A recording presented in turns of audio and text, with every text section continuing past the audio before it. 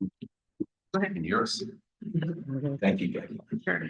Mayor Ed Honey, Here. Mayor Tom Murphy, Here. Mayor Paul Diaz, Here. General Ted Maxwell, Here. Mayor Joe Winfield, Here. Mayor Regina Romero, Here. and Supervisor Rex Scott. Here. All right, if I could ask everybody to stand as they will join me in the Pledge of Allegiance. I pledge allegiance to the flag of the United States of America and to the republic for which it stands, one nation, under God, indivisible, with liberty and justice for all.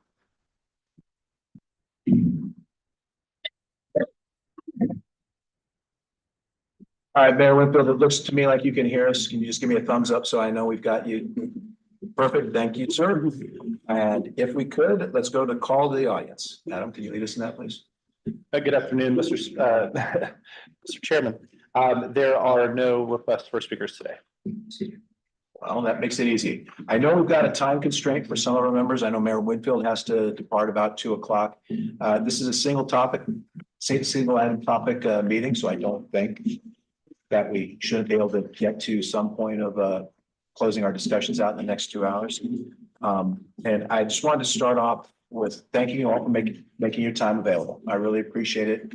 We've got a full agenda with all the issues, both for PAG and RTA, that we're going to be at September, but I felt on the 26th, I thought it was very important that we had an opportunity to talk about a plan, which we were planning on talking about later. I just want to remind everybody what we're talking about right now on the plan is, yes, we want to develop a plan that we think would have a good opportunity with getting through the voters and pass. That's an important, I'm hoping that's important for everybody here, because the funding that this region will lose if we don't have an RTA next, in my opinion, and from my perspective on the State Transportation Board, is significant. But we're not talking yet about the plan that is going to go in front of the voters. We've, the CAC stood up 2019 for our auditors, 18. So we've had the CAC in place or working on this for almost 6 years. We've had the TMC, we've had the board, we've had people change on all these different organizations as we've been trying to get to a plan. And I think the last several have been plans that have been built on the previous plans. So I think we're getting close to something that we'd be comfortable with, to setting and getting now the public's input. Not just ours, not just the advocates, not just the people that work in it, but to actually reach out to the public. And that's going to be an important piece on what the final plan that actually goes to the voters will be. So I just want to remind everyone, we're not talking about what we're sending to the voters yet, but we've got, I think it's important for us to try to consider sending something to the public. This may not be it. And that's what we want to talk about today. So I'd like to turn it over to the executive director. If you could just kind of give us a background of what we've got currently in front of us, and then I can talk specifics on what is loosely called the chair's proposal. Sure, be happy to, Mr. Chair, members of the board. Again, that was a good summary, but for your reference, on the table, you have copies of all the 4 plans. They are titled, but just for reference, it's in the packet as well. So you have the CAC 4.2 proposal that was adopted by the CAC. You have the TMC proposal that was adopted in April. And then you also have the modified proposal adopted by the TMC also in May. And then you have the new proposal, which has adjustments made by the chair to the TMC May proposal. So you have all 4 of them in front of you and in the packet. So with that, Mr. Chair, I'll be happy to answer any questions about any of them. So I have one question on it, and we've obviously taken some plans out in the past, but the only reason we're still carrying 4 plans, which the last 3 are extremely similar. But the reason we're still carrying them all is because the board's taken no action on whether we want to table the plan for now. And again, we can pull any of the plans that were presented to us at any time back in the future if things, we don't see a path forward. But right now, every time we get 4 plans, in this case, it's a lot of information when at least 3 of them in this case haven't changed. So what action would we need to take at this meeting to save some trees? And as much Be happy to, Mr. Chair. As you recall, the board removed one of the plans that was recommended by the CAC previously. That was the 5.1 option. So that's where you started getting modifications from that point on as well. So currently you have four, and you're correct, the board can act to narrow that down if you wish. I have a question, Mr. Chair. I can't, it's not very clear in terms of what these plans are. The first one, it says CAC's RTA next draft plan proposal, CAC 4.2 plan updated April 3rd, correct? So that's the CAC's plan. That was one of the two CAC. One of the plans two were that sent they to move us. forward. We voted unanimously to remove the other one because there didn't appear to be any support. Okay, so this is the CAC plan. And then there's a new RTA next modified TMC proposal. This is the one that Sawarita had suggested, no? The first one you're looking at, the one dated April 3rd, was the one that the TMC, we called it the TMC hybrid, I think, for a while. It was the TMC put together with some advisors, individual advisors from the CAC also were part of that. Okay, And that's the one that's dated April 3rd. this is what the TMC moved forward. with. Correct. And then the May 8th plan is the one that the TMC in conjunction, or I should say, the town of Sarita in conjunction with Pima The County county, helped work on and what that. I believe the TMC saw this, but it was their modified plan they pitched for it. So that's the three plans that we've had presented before in front of the board, and they're still in front of us because we've taken no action on any of them, either to table them for the time being or to move them forward in the conversations. What we've done as we've continued to go out and try to modify those, really there's been not much modification to 4.2, but I think if you look at the TMC followed by the TMC, the town of Sarita, Pima County, and then take a look at the one that you've got in front of you today. Those were really all changes, moving little pieces out of each one of those plans. and then the last but not least is the one that you worked on, So the this, chair's plan. it's, and right now the title on the top of it says TMC Sarita Plan Refined with Chairs Adjustments. And I've worked in part with the town of Sarita and with the city of Tucson to try to see where we can make some modifications and how things could look in here. So if you don't mind, what I'll do is I'll talk you through the plan so that everybody will understand what we've got. I know some of you've seen it. It was released at the last board meeting because it was already out there to all the members of the board. And so we at that time determined it was okay to release. And I appreciate the executive director and the staff releasing that as well. So I'll just walk through it real quick. There it is. And all these recommendations or what this list have gone through all the committees.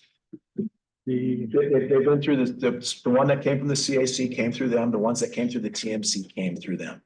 We don't send them back out per se until we get to a plan that we're either sending to the public and then they go. They've all been filtered through the committees. Is that correct? The ones that they're required to for development of the plan. Absolutely. I wouldn't say all the committees in PAG RTA because there are a lot of committees in PAG RTA. So it hasn't gone through them yet. So either TMC, I'm sorry for jumping in.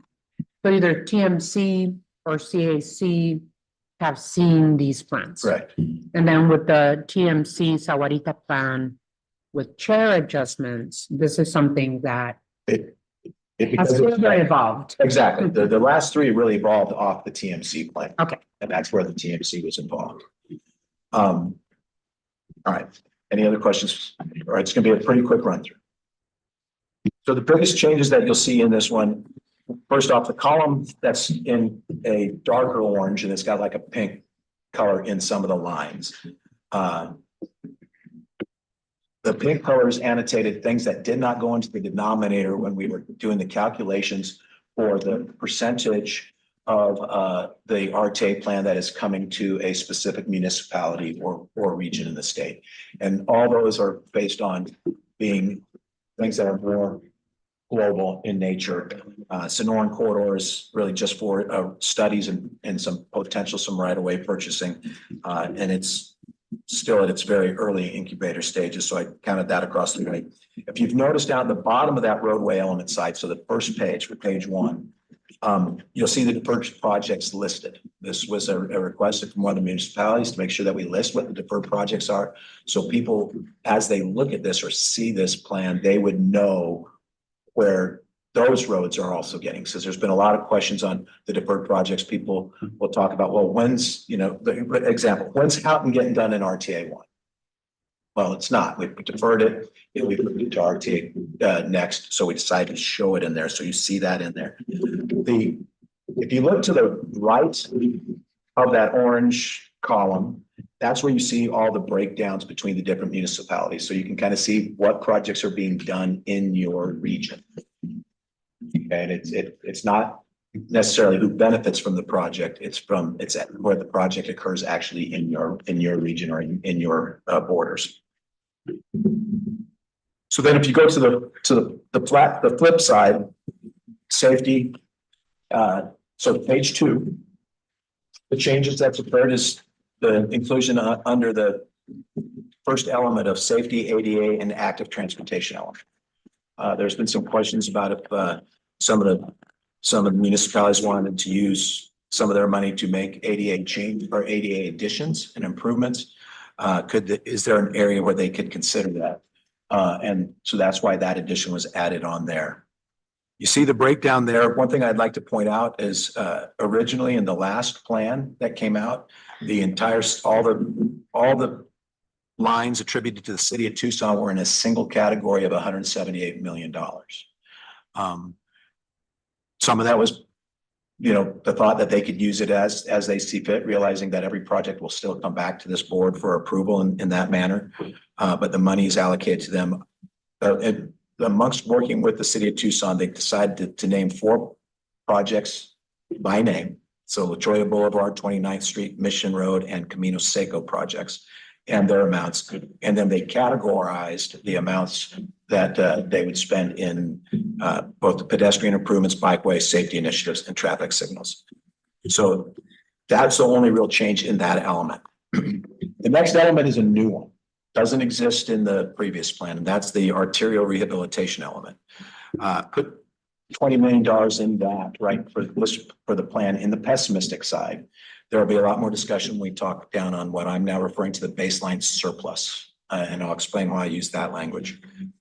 But arterial rehabilitation effectively allows the municipality to, ideally from curb to curb, to do a road construction improvement that's going to provide it a new layer of roadway and a much more opportunity for that roadway to last and not be patched and tried to fix all the time. Should remain in better condition.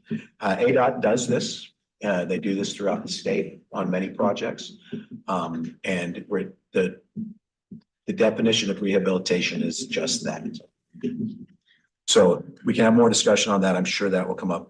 The environmental element on this one, last time we had 2 categories, but there was nothing in them. So I collapsed those categories, didn't need to put them in it, and said it's also $50 million in the environmental element. It's also pink because it doesn't go into the denominator because we don't know where that's going to go. Those projects are all going to come back in front of this board for approval post approval of the whole plan. Transit element, we've broken it out a little bit. I know that's probably brought up some questions, but what we wanted to break out in the transit element was the Tucson Transit Service was listed as a single line item. So we wanted to show what was in there for the current expenditures and what was in there for new service. So we broke those out. So that's the biggest change in there. You get down to the administrative costs and the contingency funding, that's where things have changed a little bit. They're all pink because they are not going to the denominator because those are costs of business to do this. The debt service is at 65,000. So the recommendation, I believe, coming from the staff was for 65 million. Sorry, I get my zeros get me sometimes. The recommendation from staff was for 75 million. 65 million is what I've got in this plan. The overlap funding has not changed any. It's still at 40 million. The contingency funding was reduced significantly. And it went, the 100 million of contingency funding was moved into the baseline surplus. And I'll explain that here momentarily. Bottom line is that still gives us the grand total, but the numbers is projected just under the RTA board's approved budget by about $300,000. And that's where the total sits. The last thing on this plan is in the big box at the bottom. And that is what I'm calling how we would use the baseline surpluses. TMC had discussed quite in depth about allocating those funds that would come in above the pessimistic view, which is what we approved unanimously as a board, is using for our plan. And what do we do if they come in above the baseline? And as a way of trying to get more funding and opportunity to the city of Tucson to get them closer to some of the numbers when they were looking at the percentage numbers as we defined them. And in that, if you look at the difference between the RTA board approved budget and what the baseline revenues are forecast at, it's about $320,000 or $320 million. Better stop saying thousand. Otherwise, you all vote for it right away. $320 million. Contingency funding would be get 100,000, 100 million of that. Arterial rehabilitation would get another 190 million. And then the city of Tucson would get 30 million above that. Now, the change that really comes from the last that the Pima County and town of Sarita proposal was at that time, it was just 220 million for the city of Tucson. This is defined how they'd intend to use it, is put more specificity to it, and they'd be using it for the arterial rehab, which can only occur on arterial roadways as defined by that PAG, and therefore it's a regional improvement project. That gives us a total, if we hit the baseline, of about 270 or 2.7 billion, $2.8 billion. So that's the current and latest version of this plan. And I'd open up the floor for any comments, discussions, concerns, changes people would like to make. I'm just going to reemphasize that I think we are at a point where we've got to get to something that we can put in front of the citizens at some point. Chair, it was just pointed out, if you go to the overlap funding, the contingency, it's in there as 30,000. That's correct. Oh, so it is, That's correct. so it's not 30. It's the 100 million that was in the last plan Right. is all in the baseline or the surplus, the baseline surplus now. Now, remember, there's going to be discussion. There's things that we're going to have to come back to and address. And that includes how often do we take a look at the difference between the current revenues and the pessimistic view? And that will all go into the administrative code. My belief is we should do it every 2 years. But I'm just putting that out. I think you've seen some chairman notes that we'd added this. But that is a correct number. And that's been on there when we distributed the thing last year. So really, you put it on there, memory serves me correctly, as a placeholder. Because we have to have it in the pessimistic plan to move any surplus money into. It's the same thing of why do we have 20 million and not more for arterial rehabilitation? It's a placeholder. It gets one project. And now if the surplus comes in, if we achieve closer to the baseline revenues, now we've got lines that we can put that money into. If it doesn't, we're stuck at the 30,000. Correct. Which is one of the risks if we were to go with this plan moving forward, we take. Right. Mayor Winfield. Yeah, I wanted to make a comment, and I believe General Maxwell in regards to transit. So I'm really speaking to what I'm going to refer to as your plan or proposal. I think you mentioned that this was in conjunction with the town of Sarita. And in that particular proposal, I understood the intent was to do no harm. But this particular proposal reduces the amount of transit funding to the town of Oro Valley of about $5.6 million. And so that would mean the town would need, and this is for, operating our system today as is. So not accounting for any increase in service or new operating hours. And that would mean over the 20 years, the town coming up with almost 300,000 annually to just operate as is. So. I'm flipping through the many plans that we've got in front of us because I did not believe we made a change to the non-county, non-city of Tucson operated transit service. I believe it was in the earlier plans, it was already at 188.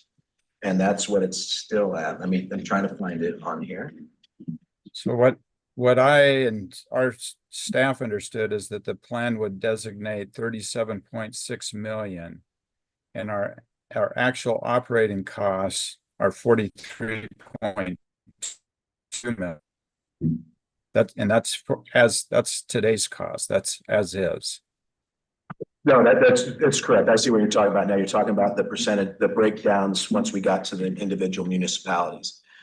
So those, as you can see, are generic. The intent of the 188, my understanding is right now $108 million is the amount of transit that is operating the current non-city Tucson operated transit service. So the amounts you're receiving should reflect that. So if we've got to make that changes in Oro Valley. But I do know that I understand the concern that there's no money for expansion outside of the city of Tucson. That's what effectively was agreed upon in the last plan, and that's why it didn't change. I apologize if the numbers off to the side do confuse you. Those were ones that we didn't grab the actual numbers of how much each municipality gets for current RTA transit, but I can get that number so that that number should be the same for our valley. It was not a reduction in overall dollars. Thank you. Thank you. Any other comments? Come on, Mayor Honey. I know you've got one in there. Tried to keep my mouth shut. I will make, yeah, one thing I've had a problem with is contingency, as you know. Absolutely. And what we're looking at here, if you take the optimistic, pessimistic plan, does that make sense? If you Yeah, take, we're gonna if you take gain the more. pessimistic. Huh? So you're saying if you take the pessimistic number, there's no money. There is no Contingency. contingency. Correct. And I've been doing this for almost 20 years. It doesn't work. You're gonna need it. There's gonna be things that pop up. What happens when you need that contingency in early projects? You're saying every 2 years, look and see. All right. The amount over the pessimistic plan is X number of millions of dollars, so we can put a certain amount in contingency. Certain amount goes to the city, different things like that. But if it doesn't, and what happens with the early projects? Well, the early projects, when we sat down and Mayor Murphy, if you want to pitch in on this as well too, there was more contingency funding when I started floating this idea around. And there was less debt service, which the belief is if we want to get projects done early in this program, you need the debt servicing. That's when you use it. You use it up front generally. We can move some of that money around, put more money in contingency. I mean, this is not a hard and fast plan. But what I think we need to recognize is that by using and laying out the budget surplus how we have it, we're to a point that when you look at whether you want to talk at the percentages, the regionalities, City of Tucson was very clear. Their minimum was 50 in the pessimistic, which we've hit this plan, and 55 in the overall, which we've hit, which is above the percentage of citizens, but at the same time below their percentage of revenues collected. So it's not out of the box. To your point, if we want to put more money in there, we can move it. But what we need to try to do, in my opinion, is then find somewhere above the pessimistic line of where we're going to move it from. And that's where I'm looking for help from you. If you feel strongly about that, where can we move it from above the line? Well, some of the things I'm looking at, and we pushed 5 projects forward. I think 1 county, 1 town of Marana, and 3 city. They were going to come up day one for funding. You need debt service money because you haven't collected much money yet. So you're going to have you need money to get going.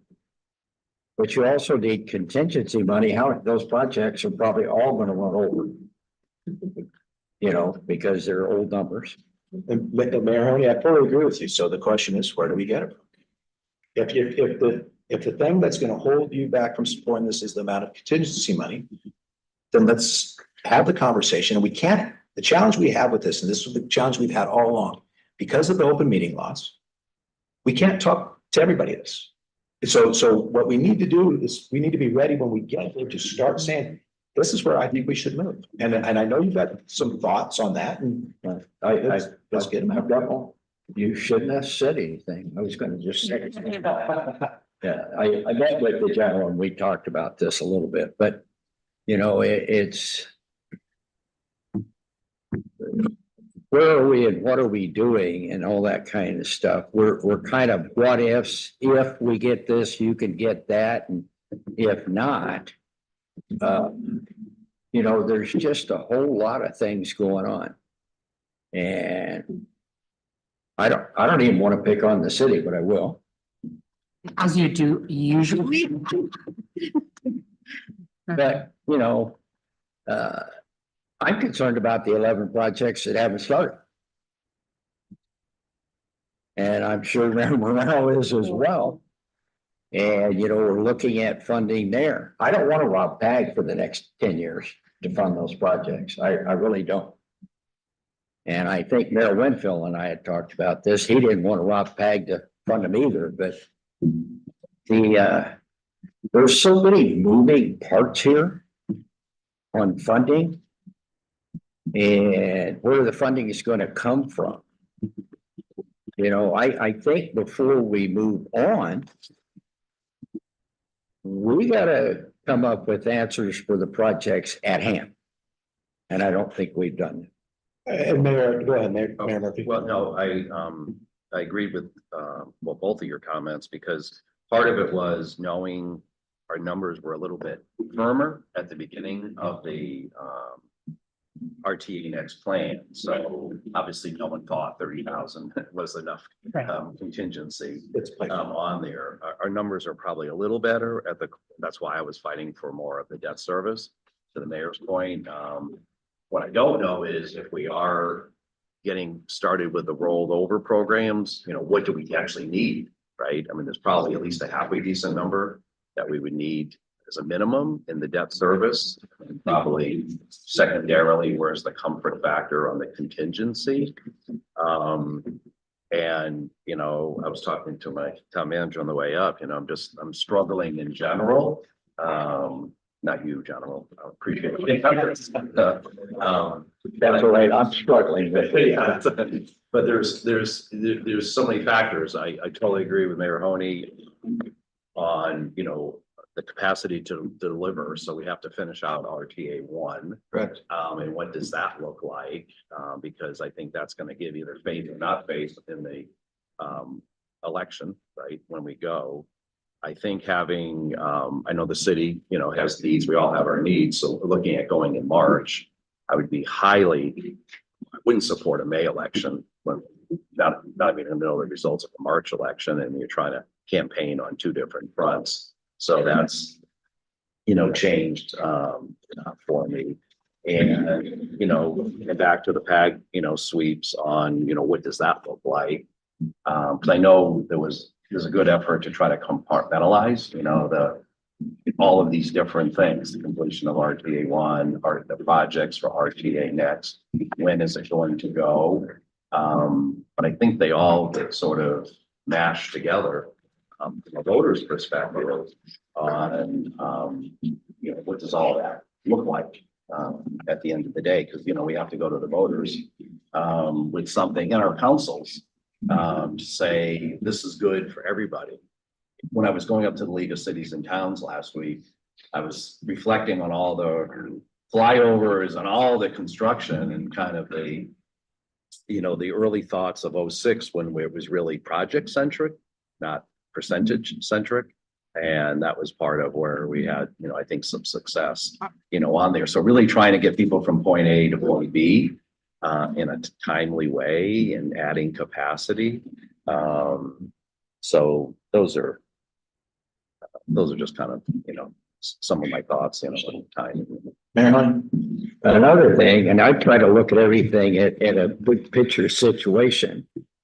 The city wants to move forward with a 0.5 cent community improvement If I'm getting it right, Mayor? It's a safe and vibrant city. Okay, so I city, anyway. The city wants to start moving forward and talking to folks and presenting everything on that. Well, we're doing this concurrently. It becomes convoluted. I mean, you know, if Mayor Romero, my friend Rahina is talking to her people, I want to get this passed, but I want to get that passed. All of a sudden, we're talking a cent there and a bunch of stuff, and it's two different programs. And actually, some of your program does some of what's in here for you as well. On that moving your community forward, I think has some of that stuff in there. No, it's more community safety, public safety investments. But either or, if you're out there working to get your plan passed. And we're working to get voters to come up with some kind of a simulation for this plan. You're layered there. I mean. I'm gonna say, I want all your money and we'll take care of it. Well, the difference is, if I may, the difference is that this is a continuation. So this would be a continuation for the voters of Tucson in our region, not new. So the RTA would be a continuation, something that voters have gotten used to, that have seen delivery of services, and not new. The city of Tucson. I'm not saying you can't do it. I'm just saying. Oh, it's absolutely, it's understandable, and we should, it's logistical questions that we have, and we should talk about them, but just for information, it is quality of life, it is public safety, community safety investments that don't have any related services to roads and transit or anything like that. And Mayor Honey, I agree with what you're talking about, two campaigns. As of right now, the last guidance from the RTA's board was our goal and objective to make the ballot in May of 2015. The reason was because we know we have two opportunities to get it passed then at that point. The biggest challenge that MAG's facing is they're getting one shot, and they were forced into that by the legislature, not by anything MAG control. So if we want to have a discussion at some point of moving the target date for the election, then we've got more time. But we've been saying we've got more time for the last 6 years. We haven't gotten anywhere. We don't have anything in front of the citizens yet, to the community to contact. So my fear is, if we are going to delay the May 15th or the May of 2025 idea, then we need to have a plan and a date. Because if we go in August, if we go in November, and there's arguments to be made on both of those, we get one shot. And all you have to do is listen to the state transportation board meetings and see what happens to the amount of money being spent on infrastructure in the state if MAG doesn't get approved and if MAG doesn't get approved. Well, and at the same time, thered be no regional focus if everybody determines they're going to go on their own to do it. It's going to drop the regionalism in a lot of way, whether we want to acknowledge that or not. We'll still have some PAG investments. So I want to go to Mayor Whitfield, then come back to Mayor Honey, then to Mayor Romero. Thank you, General Max. To Mayor Romero's point about this being, in a sense, a continuation. I mean, we talk about RTA next, but in voters' minds, there may not necessarily be a strong differentiation. It's a continuing transportation investment program. And I'm in agreement with Mayor Romero that, we will be in a better position, I believe, in talking with our constituents and voters when we can point to the success of the current RTA. And I think that's where we have a concern because of these unknowns about, I think I heard 11 projects. I heard Mayor Romero said or Mayor Honey refer to 4 or 5 rollover projects. I thought it was 4, but just to come back. So there's a number of projects that are either have not started or are in somewhere in the process, but there are these kind of financial unknowns, and I'll just list a few.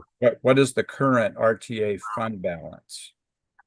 How much more revenue is anticipated to be collected by the RTA before the conclusion of the program in June 2026?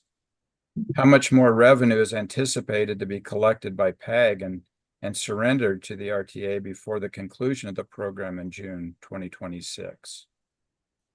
And so I think there's some basic, just financial data and also some clarity about how these projects are going to be completed and what impact that may have on RTA next. And so that, in a sense, that kind of hamstrings us to a degree, and having not only a conversation as a board, but having a conversation with our constituents. I mean, it's a little bit difficult to go out and ask for more money when there's a large percentage of the work that hasn't even been completed. And if I personally can't provide a good answer to my constituents of how that work is going to be done without some basic information. So again, and that basic information is really what's that RTA fund balance?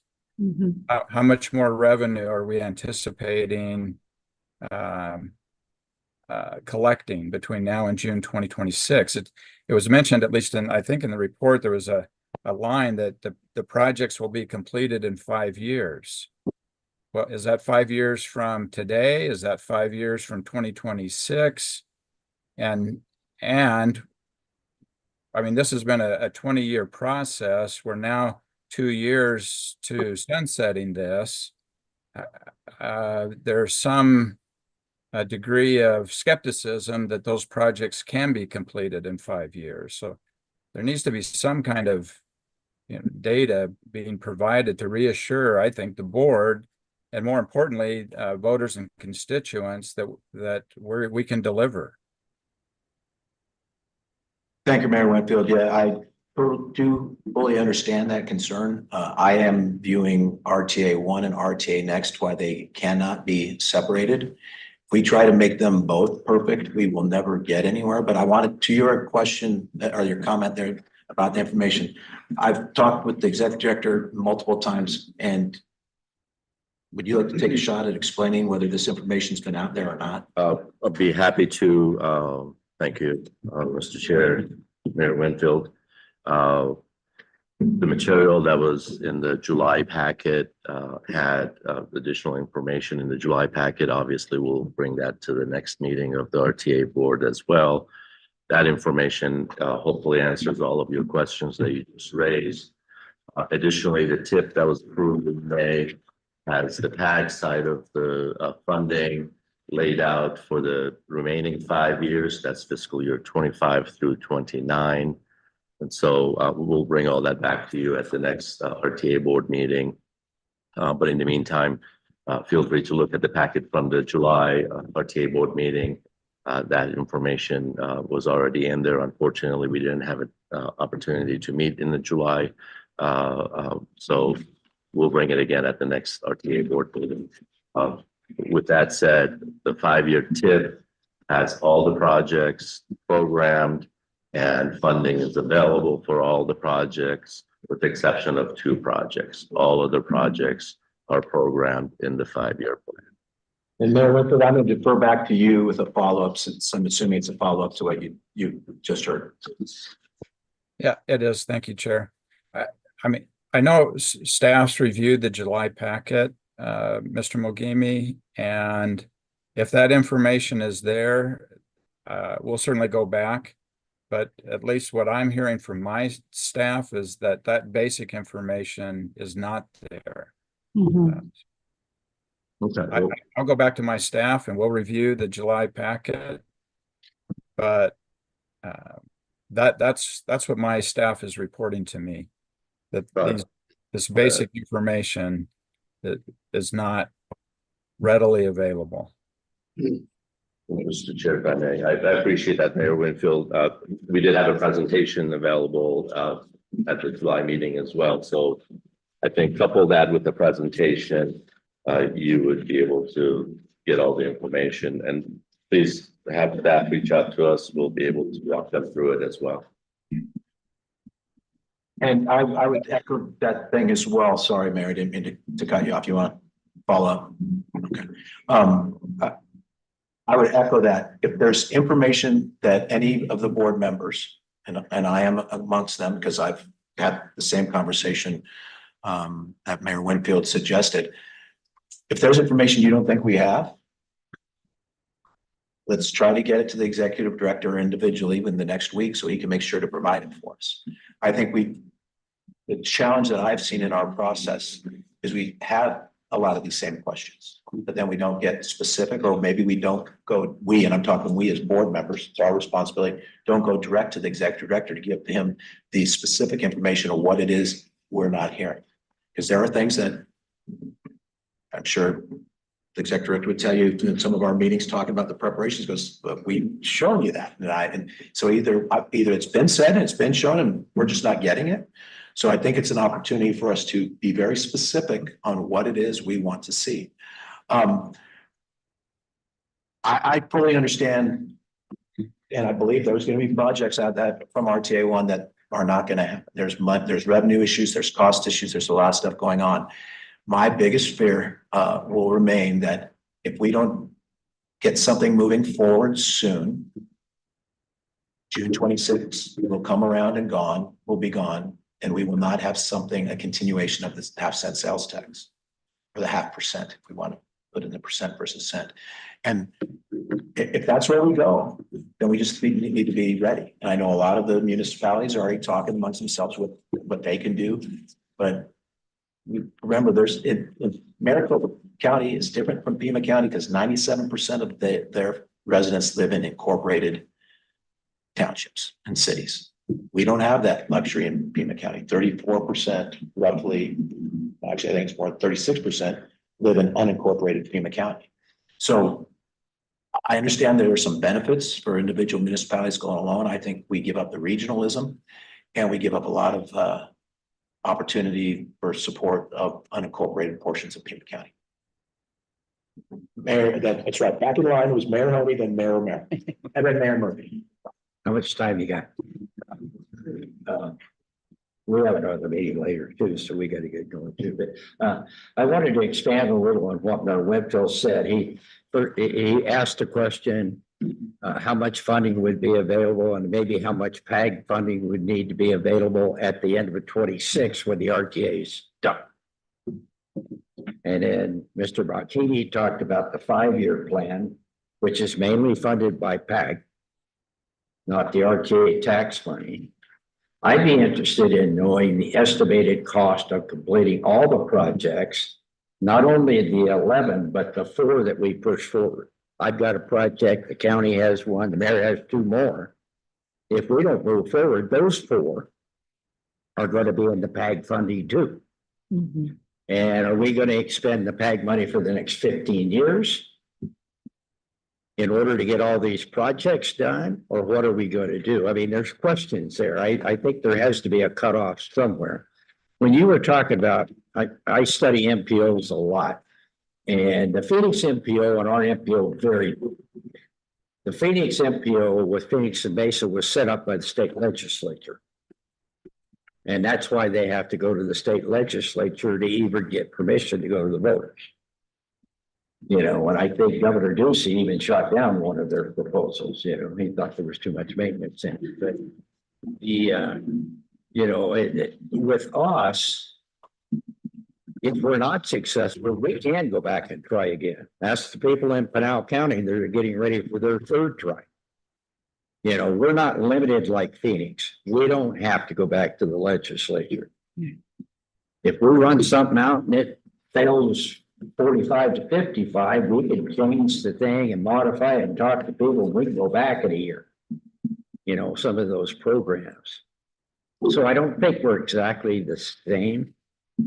But I just think there are so many unanswered questions. And like I said, I want to move on to RTA next. I've got a couple nice projects out of it. And, I said, even some of the projects, you broke it down on what each municipality or entity gets as a percentage. And mine was higher than the percentage of people. I think we're about 6%. We got 9% of the money or something. However, was it more than that? Maybe it was more. 11? 11. Okay. Anyway, the point being, how do you divide projects? Ida Road was 100% in the town of Atlanta. It was a $150 million project. But I would say it benefits the city and the county as much as it does Moran. Moving people back and forth to work and school and everything else, yet we have to take the full brunt just because we're on the freeway. And, you know, I think when we're dividing and trying to come up with 55 and how much each person gets, sometimes you have to look at those projects. You know, Twin Peaks Road funnels everybody out to Pitch Rocks in the Amber Valley. I mean, and you know, and I would say even Oro Valley gets about as much benefit as we do from Twin Peaks. Yes, we did get them all there, but I mean, everybody's benefited from the road project. Even how we divide up percentages of what you get. And the biggest loser in this whole plan is the county. Fully agree, Mayor. And to your point, when we know, trying to divide numbers is very difficult. That's why we said, that's why I made it very clear at the beginning, this is based on geographic boundaries. Because that's the only thing that's not disputable. We sat here and tried to debate what roads more important to others. We can't even get to the plan point nevertheless. So, but I agree with you totally. And thank you for pointing out the fact that we can go back. We don't have to go to the legislature. So if we don't get this to the ballot until 2027, 2028, that's fine. Just, we've got to remember, we will be losing a 1/2 cent sales tax that's provided regional road and continuation. It's still going to be a lift in 2028 as well. And if more municipalities go out on their own, which I think they would probably look at something they need to consider doing if we do not go back with the RTA, then coming and tacking an RTA on top of that is going to be that much more difficult. So I do believe that we need answers for RTA 1. I'd like to keep moving RTA next forward so that if we get the answers, because remember, anything that we do with the plan going to the community is not sending it to the Board of Supervisors to put on the ballot. So there's a lot of time where we can still consider doing that. My fear is if we try to wait to make everything perfect, we're never going to get there. Said from the beginning, the perfect plan will never pass. A plan that will pass will be one that most people think's good enough, because there's going to be parts in it. Each as individuals, each municipalities, our own personal beliefs and preferences, we're not going to like.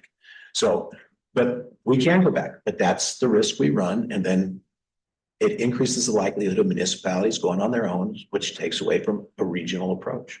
And that's my fear. And again, thinking out of the box, if my good friend Marilyn Romero is successful with her endeavor, that's going to go in March or April.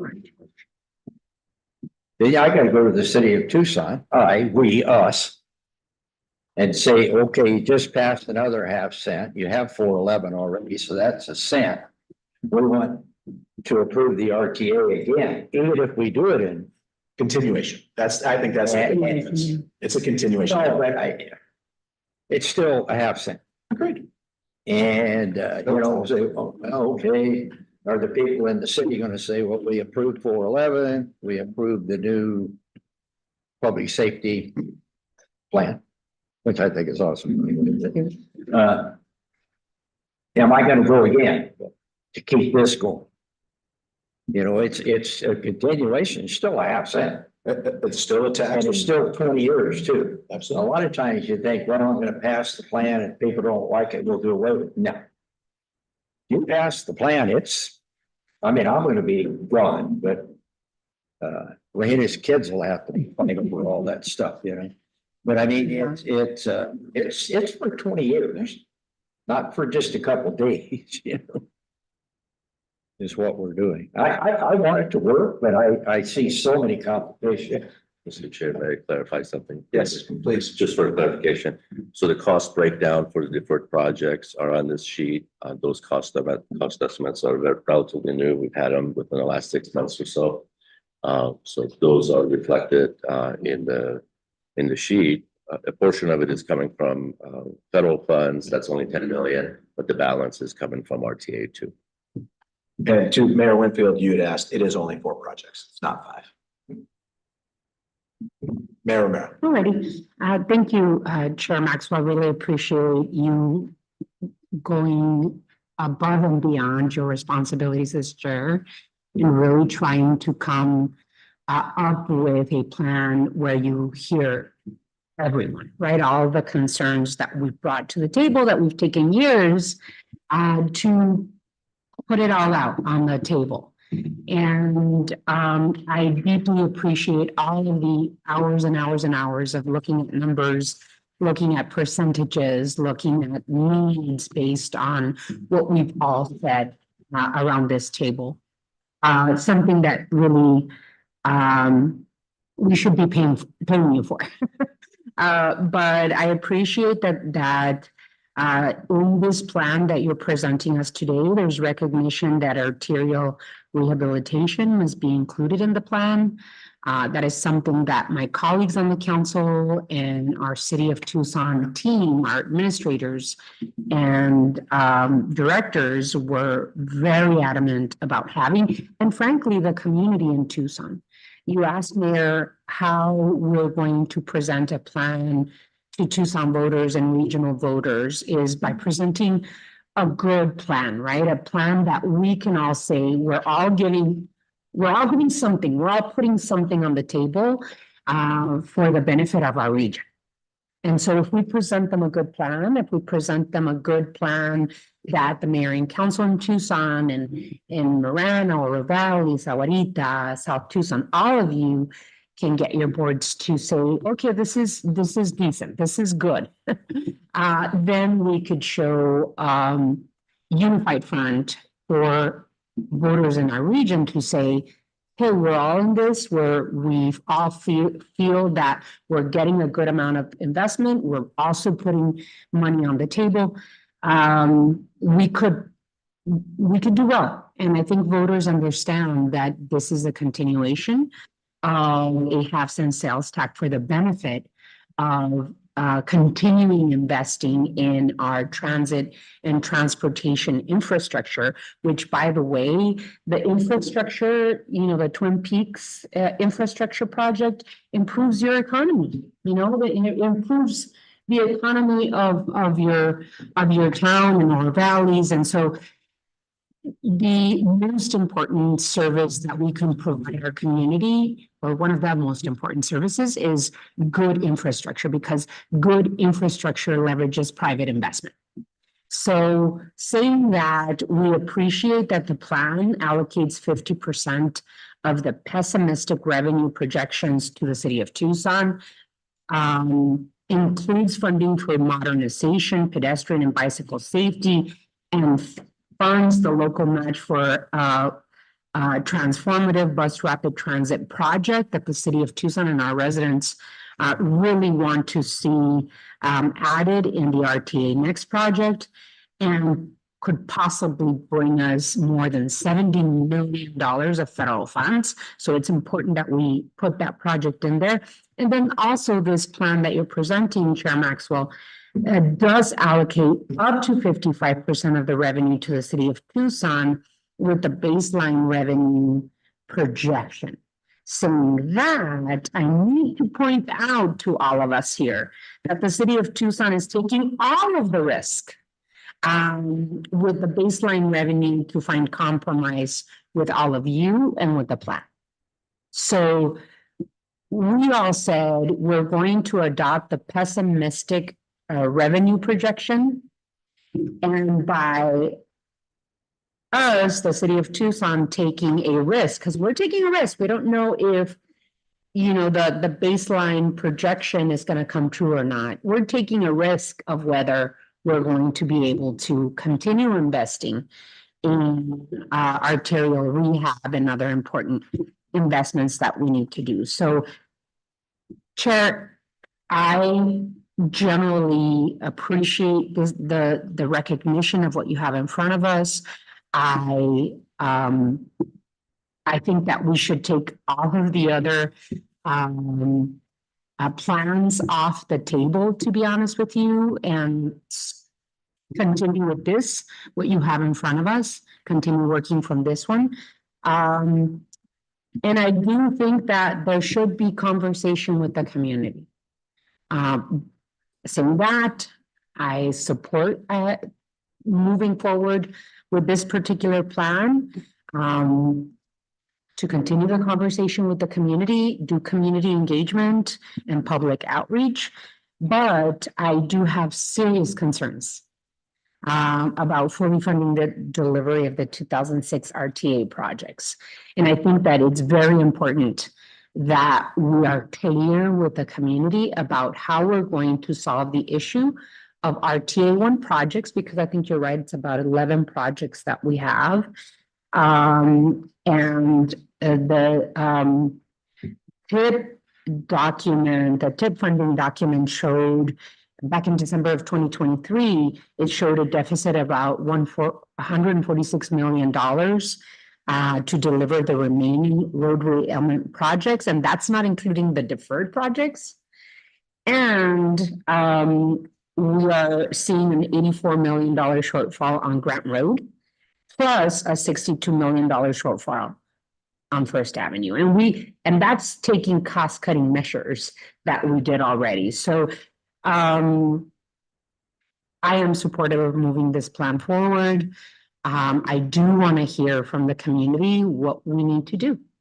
And but I expect that at our next meeting in September, that we have very clear numbers in front of us. I absolutely 100% agree with Mayor Winfield. He's spot on that there are a lot of financial unknowns with RTA 1. And our staff agrees that the July presentation did not give any clarity to the fund balance, to the cost to complete of the RTA plans, and how much money is needed to complete those projects and deliver them to the voters that we promised them to do. What I can tell you for sure is that the city of Tucson will not take on that massive debt to complete those projects. There's absolutely no way that the taxpayers of Tucson are going to take on such a massive amount of money to complete those projects. So those are my thoughts. I absolutely appreciate you presenting this plan, Mr. Chair.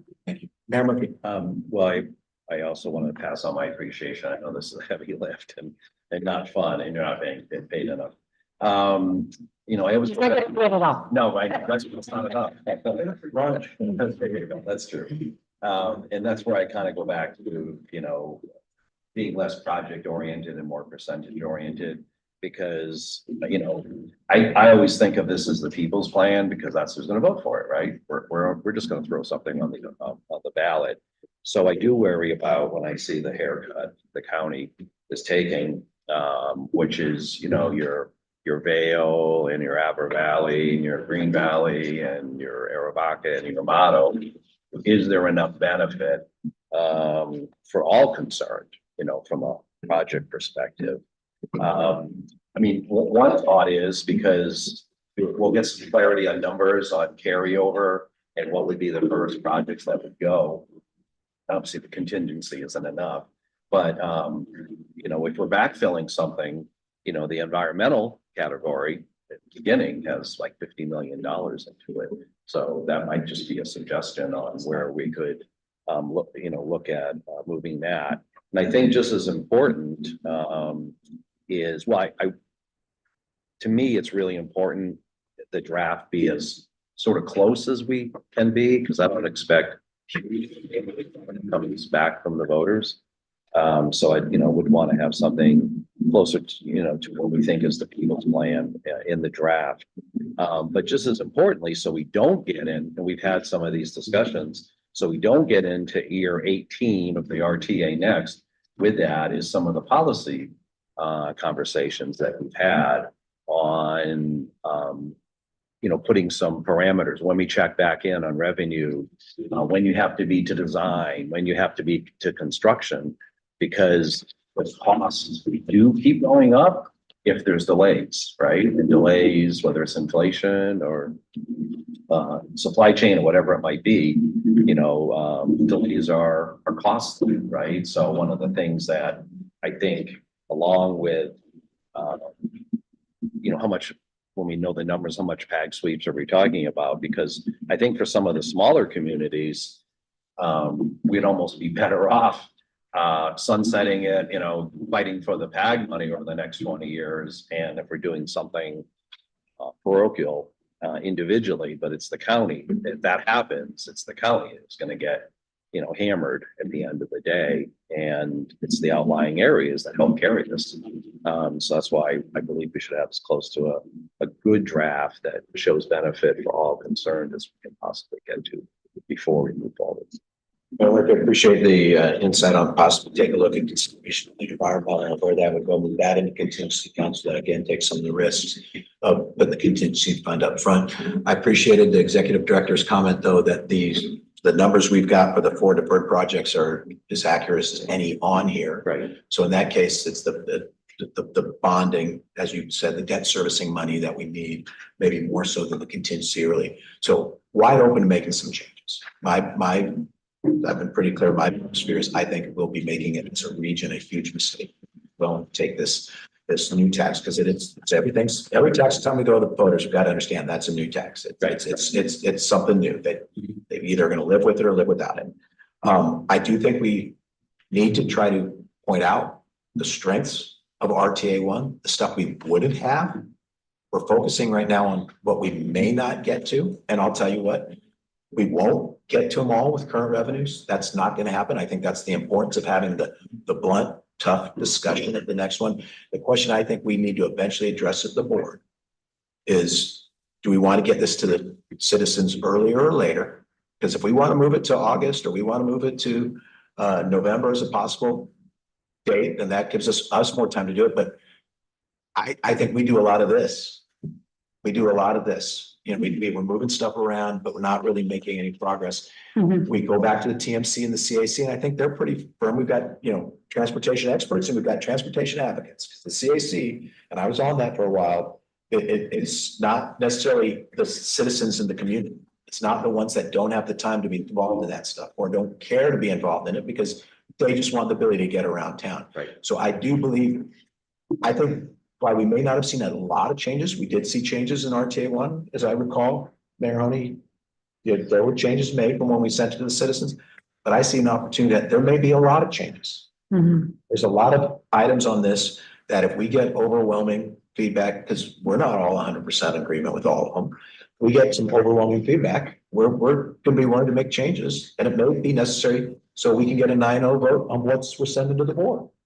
Because I do believe this is a regional approach. So again, appreciate you thinking out of the box and how we can fix some of the things you don't like about it. And I'd ask everybody to keep leaning forward in that manner. I did not have any expectations of us coming in and walking out with this thing going, all right, we're sending out the people, the community tomorrow. Right. But I'd love to hear more feedback on that. I would like to hear more discussion on, I'll be honest, 4 things when 3 of them are almost identical is bothering me. I would like to see if we can minimize the number of plans that we're carrying forward with. That doesn't mean we can't go back to 4.2, for example. That's the CAC one that there's been no changes. Just because we table it for now doesn't mean we're not, but it gives us all a single document that we can start looking and changing and seeing what we want or not. That'd be the only thing I'd ask us to consider. Now, Mayor Diaz, Supervisor Scott, do you have any thoughts or comments? I do, and I appreciate that both Mayor Honey and Mayor Murphy have pointed out some of the issues that the county faces with this draft. But I want to join them and Mayor Romero in thanking you, Chair Maxwell, because we wouldn't be at this point had you not taken it upon yourself to build on the foundation of the Pima County and Salarita plan. Do we have some concerns that we want to take up after the public review process? Sure, I would imagine all of the jurisdictions do. But we think that the public review process will better frame that conversation. And so we want to hold off on those concerns until we get through the public review process. I think something where we feel very strongly is that we do not want to move past May. I don't see any reason why, given where we are right now, that we can't still plan on a May election. I think that's vital because if we don't get the outcome that we want in May, then we've got another chance before we get to June 30th of 2026. I think we're also, to Mayor Winfield's points that were embellished by Mayor Romero, in a way where it's somewhat of a disadvantage having this discussion because we didn't get to have the discussion that we were going to have in July because we didn't have a quorum. The county also has questions about the presentation that was going to be made in July. Sounds like Rural Valley and Tucson did as well. But I don't think that those questions cause us to feel that we should not take action to move into public review. So we have always felt, the county has always felt that we've been willing to give to move this process forward. And I think we have a track record of having done that throughout this process, well before this plan was presented. And that's because the alternative of not having RTA next is disastrous, and especially disastrous, not just for the entire region in terms of what it means for not just infrastructure, but our prospects for economic development. It is disastrous for the over a third of our population that live in the unincorporated county. And so do we have some concerns that we want to bring up in due time about this draft? Yes, but not going to public review, potentially not having an election in May, potentially not having RTA next. Those are things that we regard as much more substantial concerns. So I would echo what I heard from a couple of my colleagues that we are eager to move into public review and then to come back and consider some of all of the jurisdictional concerns based on what we hear from the public and how their input further frames our discussion. Thank you, Mr. Chair. Thank you.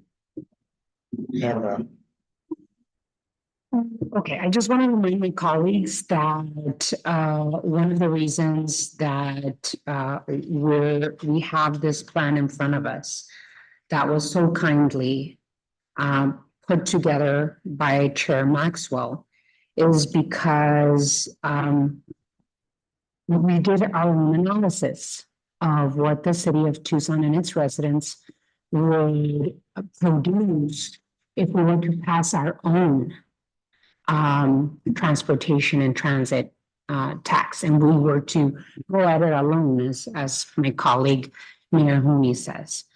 And we, based on the same person that did the analysis for the RTA numbers, from the University of Arizona Low College of Business, learned that our residents would produce at least 65% of the revenues that would constitute an RTA next.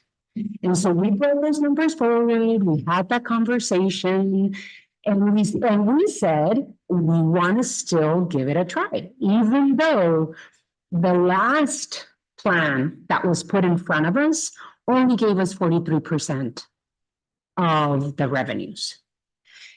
My colleague on the council and I, and our city manager at the time, and our current city manager say that is absolutely unacceptable. Absolutely unacceptable. And if you go with those plans, the city manager said, I would recommend that you do it alone. And so that's why Chair Maxwell said, well, let's try and get you to a fair number. The numbers that we are looking at are not at absolutely everything that we would produce as taxpayers of the city of Tucson. May I remind you? We would produce about 60% of the sales taxes that would go to the RTA. And so you would be asking the city of Tucson, if you decide to allocate less than 55% with the baseline numbers, you would be asking the residents of the city of Tucson to leave a lot of money at the table. We cannot, in good conscience, based on our infrastructure needs, do that. We cannot. We cannot. And so that's what I would suggest, that we eliminate any plan that had been presented to us before, because those plans are absolutely not acceptable for the city of Tucson. What I am saying here today is that this particular plan is acceptable. And I made sure that we had a morning council study session item that General Maxwell was invited and he presented his plan. And my colleagues on the council said, okay, finally looks better, even though we're taking all the risk, finally looks better. I mean, we can live with this. And the main regionalism, we are willing to let go of and millions of dollars that otherwise, if we were to go at it alone, would come to the residents of the city of Tucson. So that's all I'm saying. That's, you keep asking me, Murphy, why are the percentages? Why are the percentages? We've had this conversation, Mayor. We have had this, and you know, if you don't remember, I just explained to you again that that's the reason that we, it is important for the citizens of Tucson and for mayor and council in Tucson to have these numbers, because otherwise we would absolutely lose millions and millions and millions of dollars. And that's just not acceptable to us.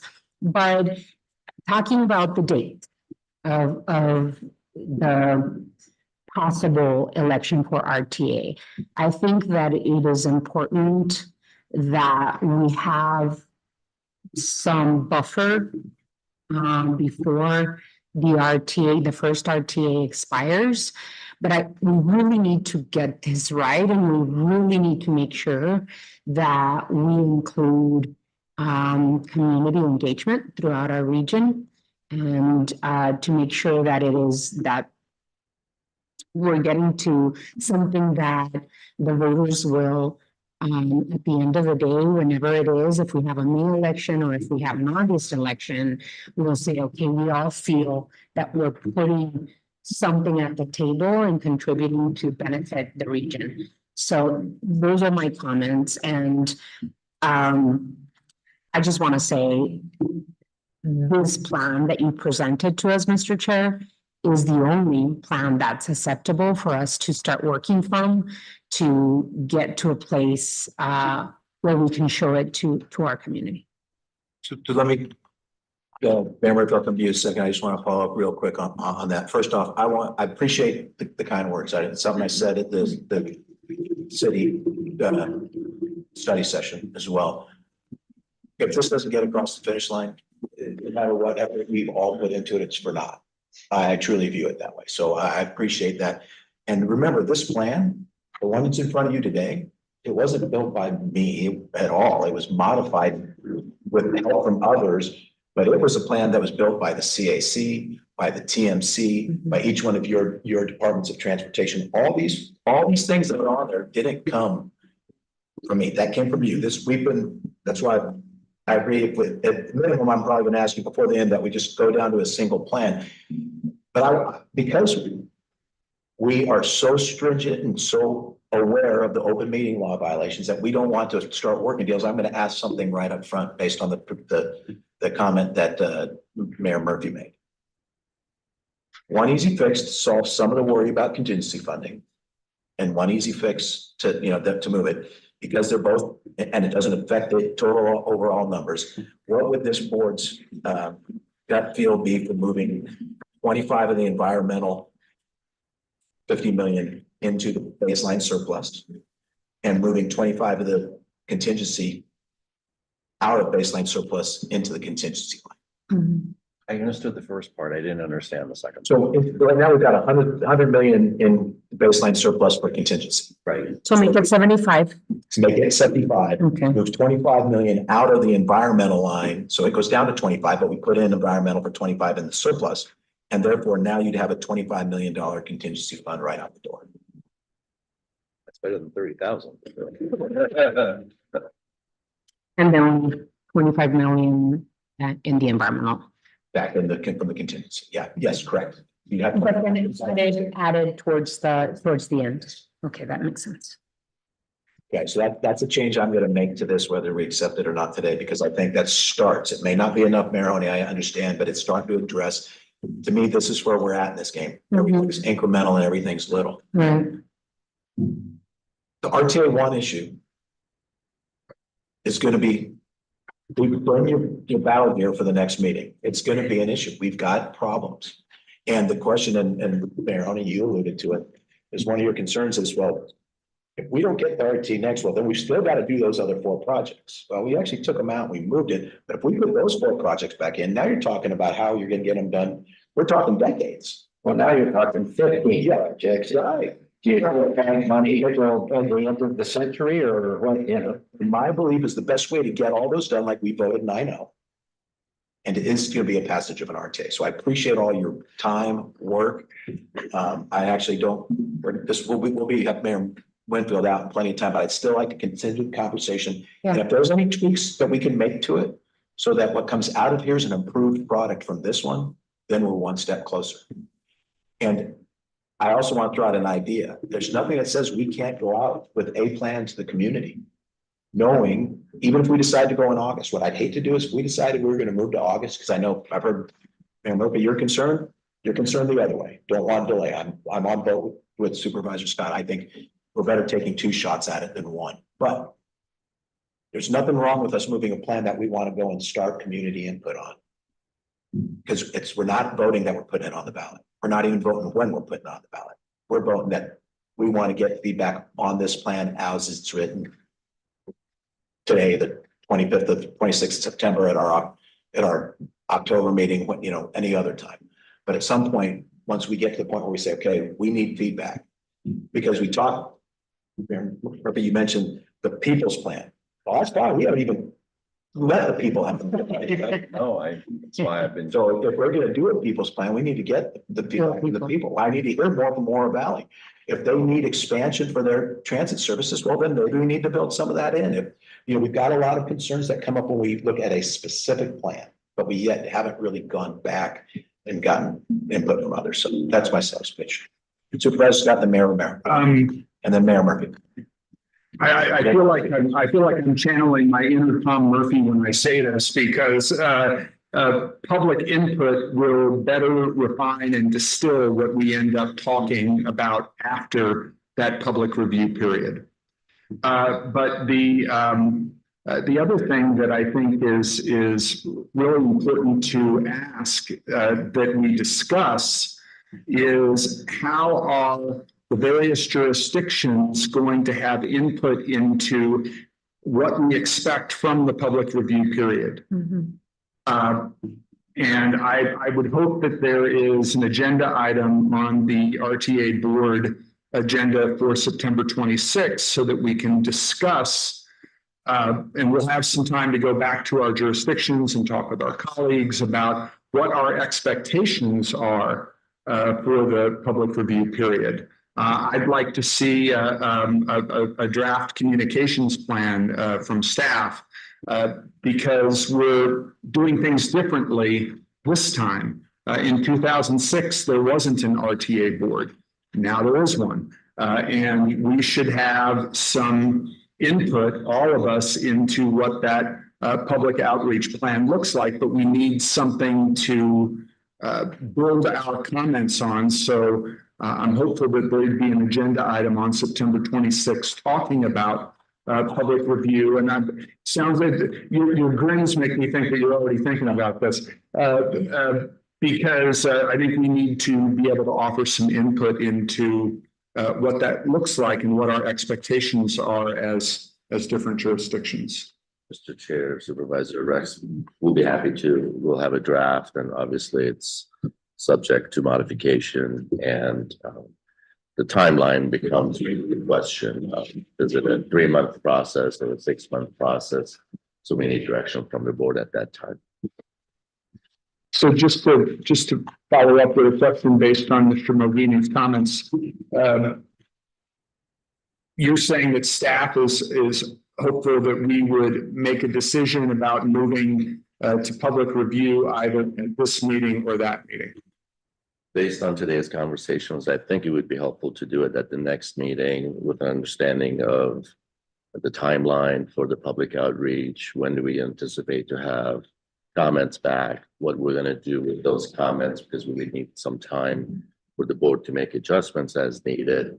So I think at the next meeting would be better to do that. And especially if you're going to make any adjustments to this document, we won't be able to do anything to it until you make those adjustments.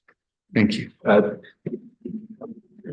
And I guess the executive director, this would be a question for you, because to me, we just made adjustments to these documents. It's the 25 million going either way. And so I can have that to you tomorrow. I would like you to publish it at that point, reflecting the decisions from today's It will meeting. be in the packet, and then we can discuss it at the next meeting and move forward with whatever the final. If you could just send it out to everybody so their team, their groups have to do it. I also Can I ask a like, question about that change though? yes, That you were discussing? I apologize for interrupting, but I just want to be clear on something. This is for my own confusion or lack of understanding. Debt service, we mostly are hopeful, likely to use at the beginning of the plan. it's staying the same. Okay, it is, right. It's staying the same. And the reason I mention it first, Mr. Chair, is because when is contingency most likely to come up? Would that be in the latter stages of the plan? Supervisor Scott, thanks for that question. Contingency more than likely gets used later in the program. However, supporting Mayor Honey's position, which I do agree, if we don't put any in it at all, then we won't have any, if we never get above pessimistic later either. So I do see the advantage and the need to have some contingency. Now it's the balancing power of what we can do to make those happen. Gotcha. So No, that's helpful. Thank you. so I've got right now, if I've got this lined up. Was Mayor Honey or Mayor Romero? No, I was Mayor Romero, and then I'll come to you, Mayor Wynn. We're good.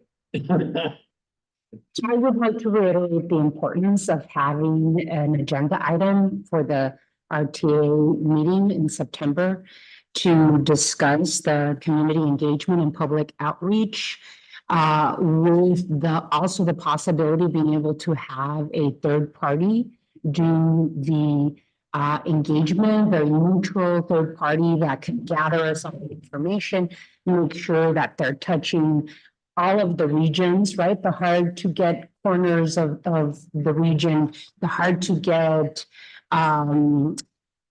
members of the public that don't really pay attention to these things. And there's organizations like we just did, the city of Tucson did our climate action and adaptation plan, and we got a third party to do really comprehensive outreach and engaging the community and go to where they're at, right? So do you imagine, Mayor Diaz, South Tucson residents coming to us to tell us about what their needs are? We need a possible third party that can go to where the people are and ask South Tucson or ask Marana or ask Vail or ask, Green Valley what their priorities are and for them to give us input. So I really would like to see that option included in that item.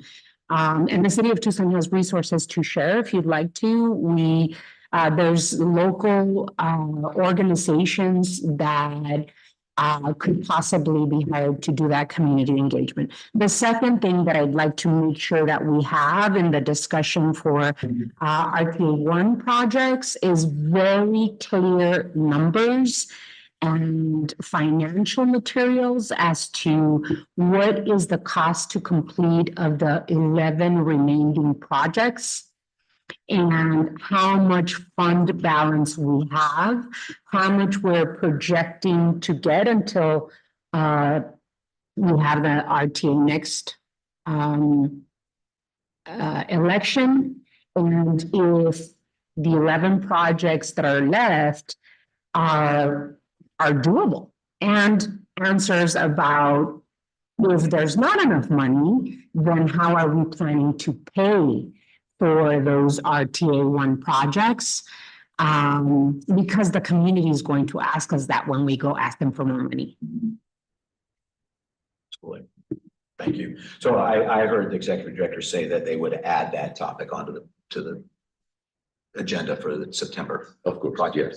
yes. So, And if I may add, just a minor adjustment that it was part of your notes, but it's not on this document, is the if there's surplus funds, a portion of that has to be set aside for the 1%. Yeah. That's another adjustment that if you don't mind, we'll make that later.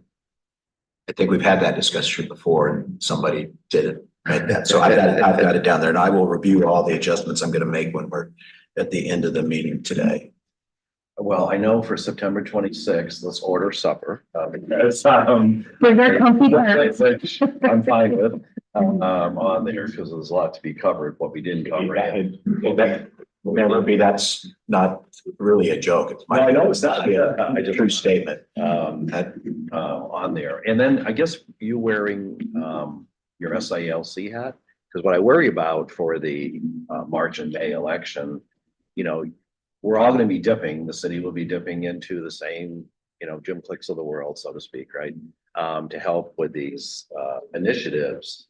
And I guess my biggest worry is being so close together. What's the capacity, you know, for that from the business community? Because I think that'll be, you know, a concern. And I guess I just wanted clarity because we've talked about March, we talked about August, we talked about November, we talked about, you know, we can go anytime we want. So let's just say We can't go anytime we want. There are specific dates, correct me if I'm wrong on this one, on when we can go. My understanding is March is one of those. Yeah. I mean, not March. We can't go in March. May is one of them. I also believe we can elect to go in August. We need to confirm that, but Yeah. December for sure. And May and November for sure, because November remembers the city of Tucson elections. So that we can go in we can go in August, which would align with the primary. So there are options, I believe, there. So on that front. So if that's correct, though, for August, we would, let's say we went August, then we would be able to go maybe a second time in November if it wasn't. If we was gonna go in November, that'd be too quick. We probably realistically would be going in May May or 26th. March 26. And now there's gonna be more overlap, which means the amount of overlap funding is probably gonna go up. There'll be challenges with it. So you're right. In August, could we conceivably go again? Yes, but it's gonna be a quick turn. Let me answer the first question with the people that do actually pay me. Those discussions are already happening. So if anybody didn't think that we've seen this coming, or there's could potentially be a March and a May. Different organizations and different business entities have different priorities on those two. There will be some splitting of funds. There won't be as much, but here is the key. If we have a 9-0 vote from the board and we have all the, not all, because I know council members can go however they want, but if we had all the mayors and everybody else on board, then the amount of money you need to defeat a negative campaign may not exist. But I've said from the beginning, if we don't get this moving forward at a 9-0, just to the community for their input, we may be dead in the water. Yeah. And that's so, yes, the money would be tight. But the risk of losing it, I think the business community would come through with funding for RTA's program. And then I guess my other part I wrestle with is depending how the city election goes in March. could change. Now, we won't have that available until March, right? For full disclosure, Mayor Murphy, I've said people in amongst the membership in some of the business organizations that either way, those two back to back, whether it's a pass or a fail, is going to have an impact. You're going to get some people that are going to roll out going, it passed, we're now, Now we don't have capacity. we don't have to vote, we don't have capacity. And there's going to be others that if it fails, will say, well, oh, ours failed, I'm not going to support it. You're going to get people that are going to make it go either way they want. Save money on the election, have vote in March. That would be interesting. That I don't think we can do. Another quick clarification, regardless of May or November, either way, the new tax becomes effective April of 2026. Right. Okay, and that's why we had that contingency or overlap. So whether it's in May or November, effective until April 1. If it passes, what I was saying is we can go back for a second bite of that. I just want to make And if sure. we have to hold it in May of 26, then that line for overlap funding, Right. because we're gonna not get the money for a while. It'd be good. Okay. No, I'm just saying, so Mayor Winfield, I just want to make sure Mayor Winfield. Thanks. Yeah, this is kind of related to, going out to the public, but it's also, I want to comment about the project focus versus percentage focus. Of course, each jurisdiction wants to get their fair share. I mean, that's just natural. In Oro Valley, I have approximately 13,000 people that leave every day to go to work. Where do they go? They go to Raytheon, they go to downtown Tucson, they go to the University of Arizona, they go to Marana. And then I've got 9,000 folks that are coming in to Oro Valley, and they're coming from Sarita, they're coming from Marana, they're coming from Tucson. I suspect when I'm out talking with constituents about this particular plan, the discussion isn't going to be what's Oro Valley getting, what percentage is Oro Valley getting of these RTA funds. The discussion is going to be, Mayor, how does this improve my commute time? How does this improve my transportation experience? It's not going to be, is Oro Valley getting its whatever percentage of this, but it's going to be, how does this improve my commute time? And I think that's where I think sometimes it's been a little bit lost in this is this, what we're trying to achieve here is improving people's experience of getting to work in other places in our region. And if they don't see that benefit, if they don't experience that benefit, if they can't envision that benefit, I can guarantee it's not going to matter what percentage Oro Valley or anybody else is getting. It's my 2 cents on that topic. Mayor Winfield, I totally agree with you. And that's why I think one of the biggest changes in the proposal in front of you today is the inclusion of arterial rehabilitation. I work in the city of Tucson. I live in Oro Valley. I drive on arterial roads all the time. So the more money we put into fixing and fixing, the arterial rehabilitation is a fix. Fixing the roads, the arterial roads are the ones that we ensure that even folks outside the city of Tucson get the benefit of that potentially $210 million.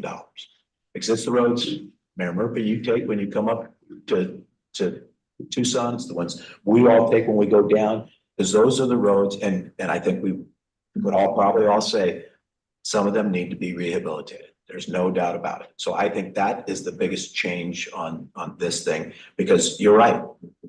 Nobody really is going to get into the numbers like we're getting into the numbers and how much we're getting.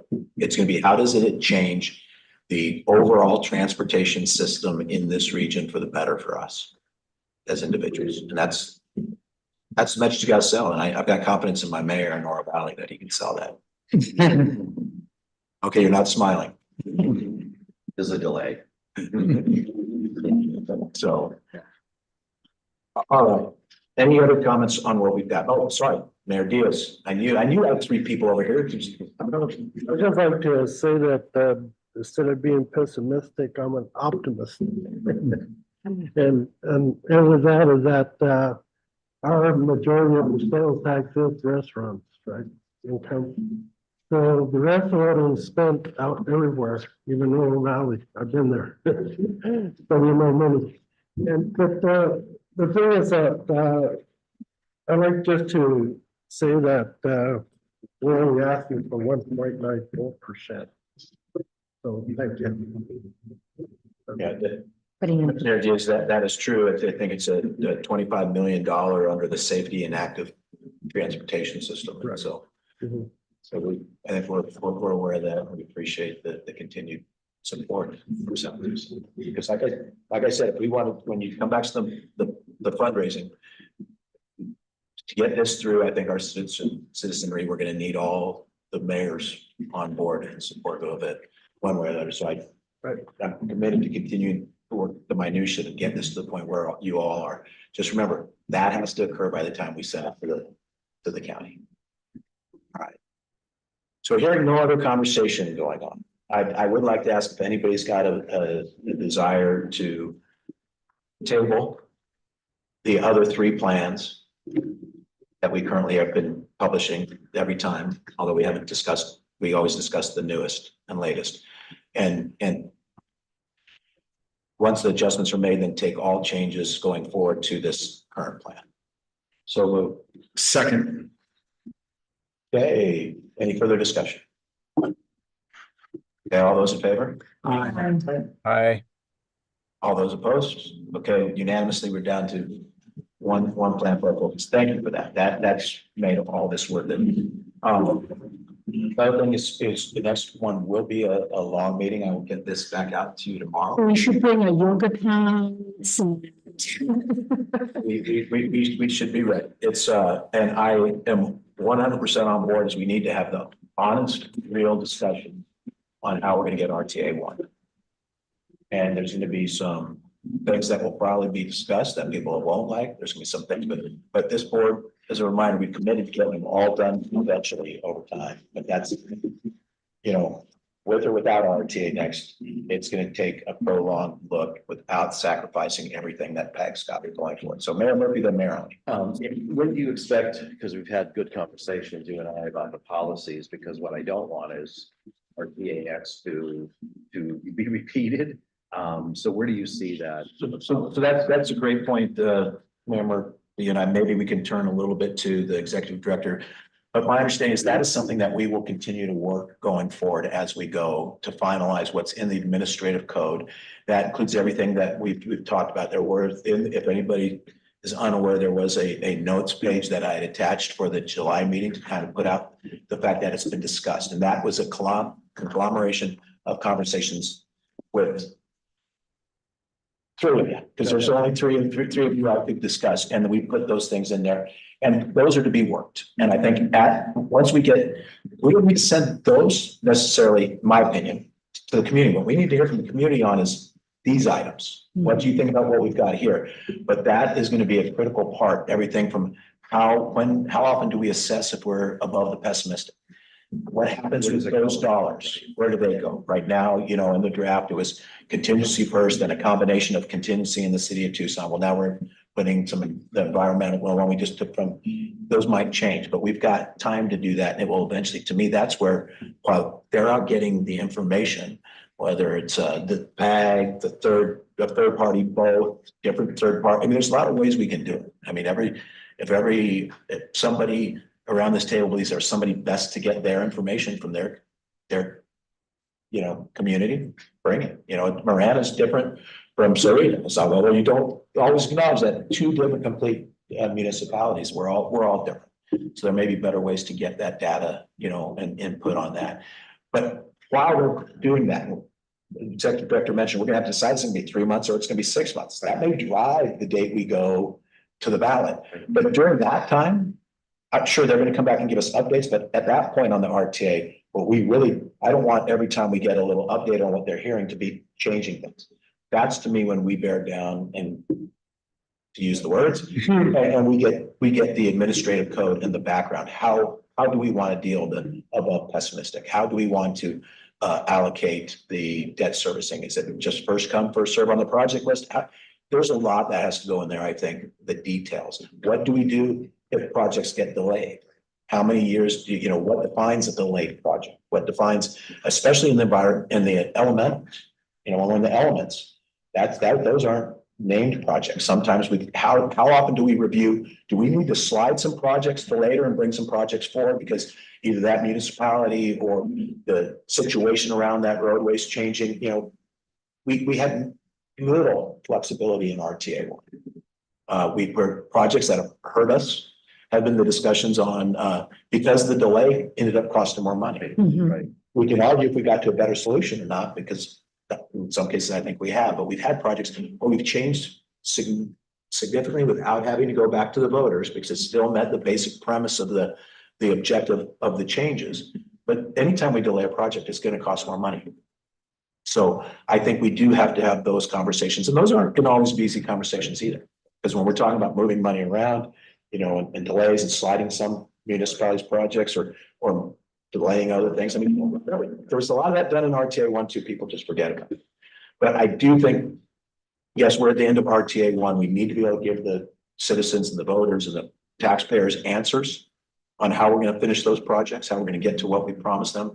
But we also can't lose perspective on what we have because of RTA 1 that we wouldn't have had otherwise. So that was my sales pitch again. And Ronnie, I think you wanted to make a comment. Well, you kind of made my point that we need to concentrate on RTA 1. We need answers for all of this stuff. Mayor Romero said, if I have to pay for all of those 11 projects, we can't do it. Well, if you can't, then where's the money going to come from? You know, and I'm saying I don't want to bag it for 15 years either, you know, to get RTA projects done. We need to come to some kind of consensus on RTA 1 that we can present to the public. Some of these aren't done, but this is how we're going to do it, or whatever. You know, there's another thing that part of the project that I think Mayor Murphy had submitted was the additional funds in the pessimistic in RTA next. Projects available. You know, I said I wouldn't want money locked in on a project if we had the extra money, which I hope we do. And then that project doesn't get done for 8 years, and there are other projects that can't be funded. And I know you had an issue with that as well. I mean, it's just questions we need to get answered. And I think, Mayor, that last point I think is extremely important. Yeah. Because we're building a 20-year plan. Do we really know what all our needs are going to be 10 years, 15 years from now? We really don't. So I've asked and discussed in the past with the executive director on how we'll use arterial rehabilitation money for an example. We can list the roads that meet the requirements right now for arterial rehabilitation in the administrative section, and then those funds can go towards those. The question I've got is can't happen. Know the answer now and you want to give it, you can, but I probably before you bring this idea to the next RTA meeting is how do we have projects, hard road projects listed either in the administrative code or somewhere else? Just a little bit, Mr. Chairman. 50% is guaranteed to the city. Do we all have, I mean, I've got 50, I can give you the roads I want to do in Marana. Absolutely. As long as We need lists from us as well. I would suggest start creating those lists because because remember, if right now in those notes for the money above pessimistic, above base. So now we're talking Mayor Diaz's point of I'm optimistic. If we approach the optimistic revenue, we're going to have more money to decide. And in there, in the notes that we attached, the last one talked about, the first item, 30 million going to non-city of Tucson arterial rehabilitation. That's what I'm saying. The pessimistic. 30% is guaranteed to the city. But if others have projects, we need to each get a project or two that we want to put on. Absolutely. And if we're ready, Absolutely. then maybe our project should be funded. Not to take over not getting the 50, but. Yeah, no, absolutely. That's the details of it we need to work out. We'll know real quick when we send this out to the public if they like the idea of arterial rehabilitation or if they don't. We'll know real quick if they like the idea of BRT or don't. We'll know real quick if they like the idea of more hardball roads or don't. That's the reason we've got to get out there and listen to what they have to say. But I want to build and we've talked about this since the beginning. We need to build more flexibility in this RTA. 20 years is a long time plan. So there's parts that, when we list them certain ways, we're promising this is the road that's going to be done. But we need to explore as we go get the public's input. What's the flexibility that we can do where we can say, that road's no longer a priority, but we've got this other road that we've already told them about that maybe we can move in. And there's definitely flexibility on the arterial rehabilitation dollars. I just, one last point, just from a legal perspective, because I remember my school board days, you know, a bond is tight, right? I mean, you gotta do what you say you're gonna do. So at some point, I'd like a legal opinion on that flexibility on what we think we can do. So when we revisit it 10 years from now, we don't get challenged, doesn't mean we can't get challenged, but I just want to put that on the table. How much flexibility on a bond that we can bid and still be okay. Mayor Murphy, I will tell you, I don't see any of it being in there that hasn't passed legal review. So we absolutely will go back to Mr.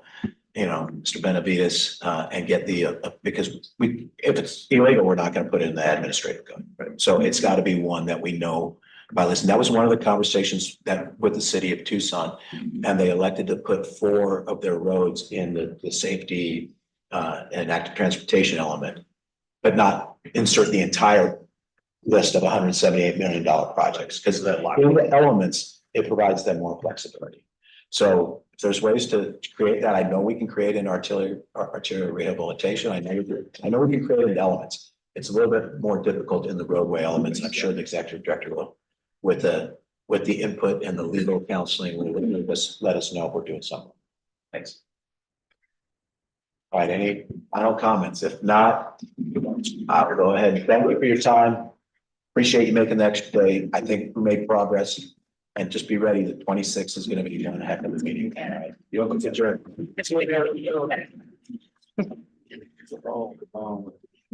People buy legal things.